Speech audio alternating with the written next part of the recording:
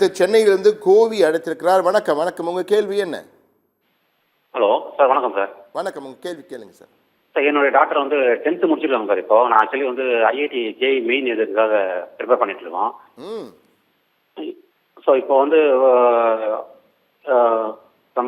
Private இன்ஸ்டியூட்டில் அது மாதிரி படித்து ஏதாவது பண்ணலாமா, இல்லை ரெகுலர் ஸ்கூல் போயிட்டு அதுக்கப்புறமா பார்ட் டைமர் அது மாதிரி போகலாமா சார்?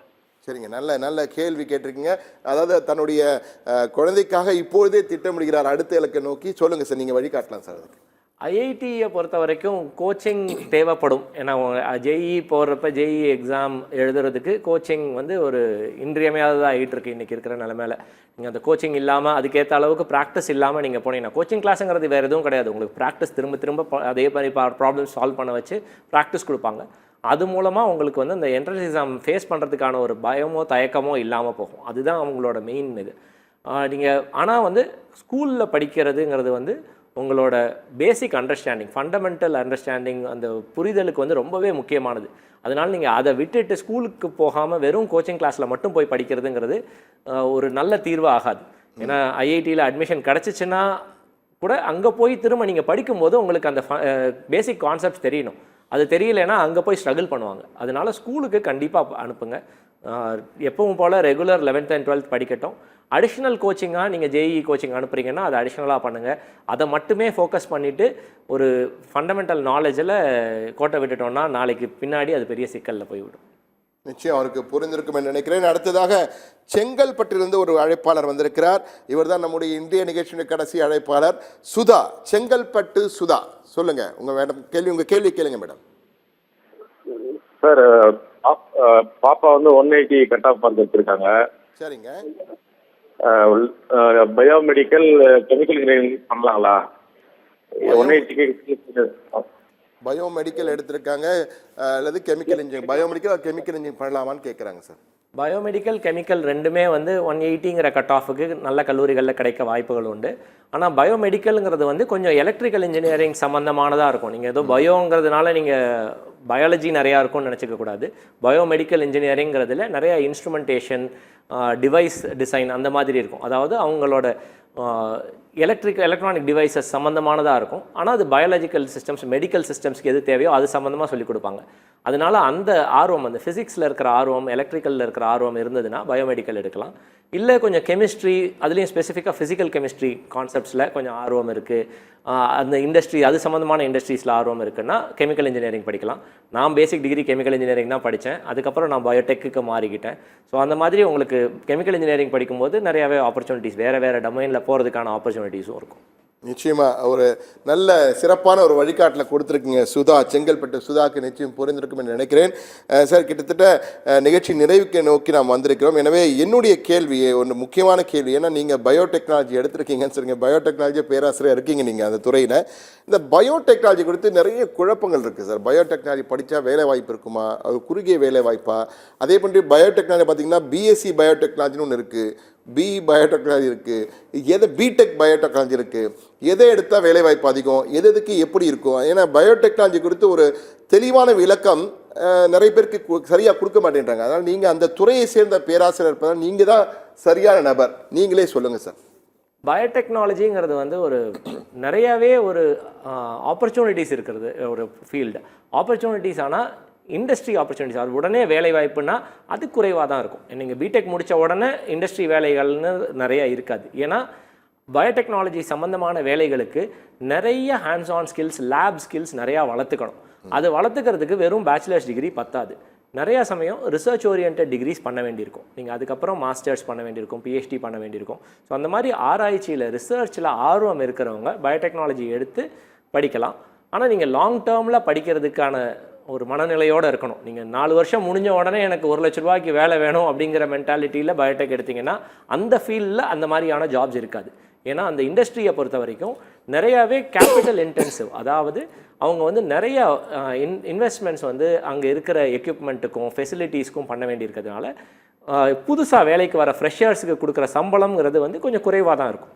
ஆனால் உங்களுக்கு ரிசர்ச் அது மாதிரி பண்ணி நல்ல ஸ்கில்ஸ் வளர்த்துட்டு ஹையர் குவாலிஃபிகேஷன்ஸோடு போகும்போது நல்ல வேலை வாய்ப்புகள் கிடைக்கும். அதனால் நீங்கள் ரிசர்ச்சில் இன்ட்ரெஸ்ட் இருக்குங்கிற பட்சத்தில் பயோடெக்னாலஜி எடுத்து படிக்கிறதுல தப்பே கிடையாது, நிறைய ஆப்பர்ச்சுனிட்டிஸ் கிடைக்கும். ஆனால் இந்த ரிசர்ச்சுக்கு ஒரு ஓப்பன் மைண்டட்னஸ் இருக்கணும், அது பண்ணுறதுக்கான ஒரு தயார் நிலை இருந்ததுன்னா நீங்கள் செய்யலாம். இப்போ பிஎஸ்சி பயோடெக்னாலஜின்னு ஒரு நிறைய இடத்துல நடத்துகிறாங்க சார். பிஎஸ்சி பயோடெக்னாலஜிக்கு வாய்ப்புகள் எப்படி இருக்கும் சார்? இப்போ பிஎஸ்சி பயோடெக்னாலஜிங்கிறது இப்போ ஒரு 3 ஆண்டு டிகிரியாக தான் இருக்குது. ஸோ நீங்கள் பிஎஸ்சி பயோடெக்னாலஜி படிக்கும்போது அடுத்து நீங்கள் திரும்ப எம்எஸ்சி படிச்சுட்டு அதுக்கப்புறம் பிஹெச்டி பண்ணுற மாதிரி இருக்கும்.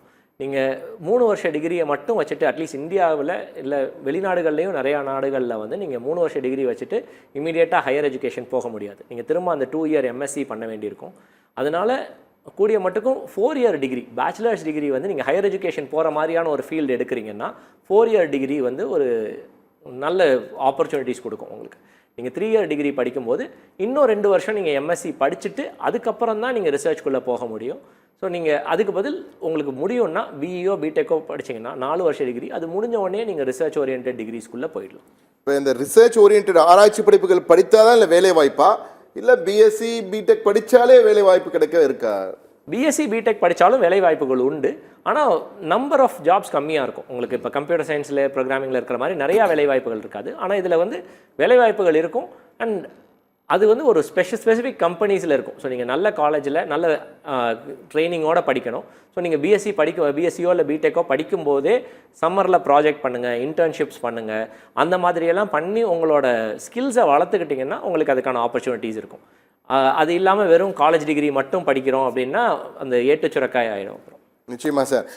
கடைசி கேள்வியாக இன்றைய நிகழ்ச்சியில் வந்து மீண்டும் ஐஐடி குறித்து அந்த ஒரு விழிப்புணர்வை மக்களுக்கு ஏற்படுத்தணும், ஸ்டூடெண்ட்ஸ்க்கு ஏற்படுத்தணுக்கா இந்த கேள்வியை மீண்டும் முதலையே சொல்லிட்டீங்க. கடை கேள்வியாக அதையே மீண்டும் கேட்குறேன்.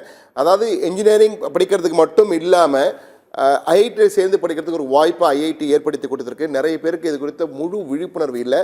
எனவே அந்த பிஎஸ் கோர்ஸை கொடுத்து மீண்டும் ஒரு முறை நம்ம நேருக்கு சொல்லலாம் சார்.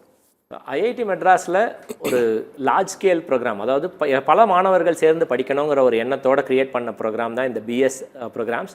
இதில் 2 ப்ரோக்ராம் இருக்குது, டேட்டா சயின்ஸ், எலக்ட்ரானிக் சிஸ்டம்ஸ்னு. இதில் வந்து ஜேஇஇ மூலமாக அட்மிஷன் கிடையாது, ஜேஇஇ இருக்கணும்னு அவசியம் கிடையாது.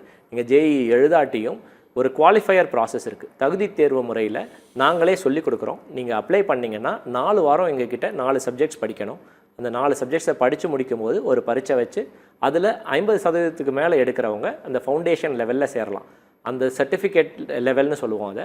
அதில் கோர்சஸ் முடித்த உடனே ஐஐடியிலேருந்து ஒரு சர்டிஃபிகேட் கிடைக்கும். அதுக்கு அடுத்து டிப்ளமோ லெவல், அங்கே போகும்போது உங்களுக்கு டிப்ளமோவும் கிடைக்கும். அதுக்கப்புறம் அந்த லெவலையும் முடித்து அடுத்து போனால் டிகிரி லெவல், அங்கே பிஎஸ்சி இல்லை பிஎஸ்ங்கிறது 4 ஆண்டு டிகிரி. அது கிடைக்கும் போது உங்களுக்கு நீங்கள் அலம்னஸ் ஆஃப் ஐஐடி மெட்ராஸ் அலம்னைங்கிறது வந்து ஒரு பெரிய ரெக்கக்னிஷன், அது கிடைக்கிறதுக்கான வாய்ப்பும் இருக்கும். இது போக இது வந்து ஆன்லைனில் சொல்லிக் கொடுக்கப்பட்டு பரீட்சைகள் மட்டும் நேரில் வந்து எழுதுறதுனால வேறு ஒரு டிகிரியோடையும் சேர்ந்து படிக்க முடியும். அண்ட் நீங்கள் டேட்டா சயின்ஸ் படிக்கிறதுக்கு சயின்ஸ் பேக்ரவுண்டாக இருக்கணும்னு அவசியம் இல்லை. காமர்ஸ் பேக்ரவுண்ட், ஹியூமனிட்டிஸ் பேக்ரவுண்டில் இருக்கிறவங்களும் சேர்ந்து படிக்கலாம். அதே மாதிரி இதுக்கு எந்த விதமான வயது வரம்பும் கிடையாது. இப்போ 12th முடிச்சிருக்கிறவங்க தான் சேரணும்னு அவசியம் கிடையாது. நீங்கள் காலேஜ் படிச்சுக்கிட்டு இருந்தீங்கனாலும் சேரலாம், இல்லை வேலைக்கு போய்கிட்டு இருந்தீங்கனாலும் இப்போ சேர்ந்து படிக்க முடியும். ஸோ இந்த ப்ரோக்ராம் வந்து லார்ஜ் ஸ்கேலில் எல்லாருக்கும் கிடைக்கணுங்கிறதுக்காக ஆரம்பிச்சிருக்கிற ப்ரோக்ராம். இந்த ப்ரோக்ராம் அப்ளை பண்ணி பாருங்கள். அப்ளிகேஷன் டெட்லைன் இந்த மே 20 இருக்குது. எங்கள் வெப்சைட்டில் போய் அப்ளை பண்ணுங்கள். 4 வாரம் எங்கள் கிட்ட படிங்க. அதுக்கப்புறம் இந்த ப்ரோக்ராம் உங்களுக்கு பிடிச்சிருக்கா, இந்த டாபிக்ஸ் உங்களுக்கு பிடிச்சிருக்கான்னு முடிவு பண்ணி தொடர்ந்து படிக்கிறதா இல்லையான்னு முடிவு பண்ணிக்கோங்க. நன்றி. நிச்சயமாக மிக சிறந்த ஒரு தகவலை கொடுத்துருக்கீங்க. லட்சக்கணக்கான ஏன் கோடிக்கணக்கான மாணவர்கள் மட்டுமல்ல, பெற்றோர்களுக்கும் படிக்க வேண்டும் என்ற ஆர்வத்தில் இருப்போருக்கும் நிச்சயமாக இந்த தகவல் உபயோகமாக இருக்கும். பயன்படுத்திக் கொள்ளுங்கள். பேராசிரியர் டாக்டர் விக்னேஷ் முத்துவிஜயன் எங்கள் அரங்கத்திற்கு வந்து இந்த அடுத்த இலக்கு நிகழ்ச்சியின் மூலமாக பலருக்கு சிறந்த இலக்கினை அடைய வேண்டும் என்பதற்காக வழிகாட்டியுள்ளீர்கள். எனவே நேயர்கள் சார்பாகவும் எங்கள் நிலையத்தின் சார்பாகவும் மிக்க நன்றி பேராசிரியர்.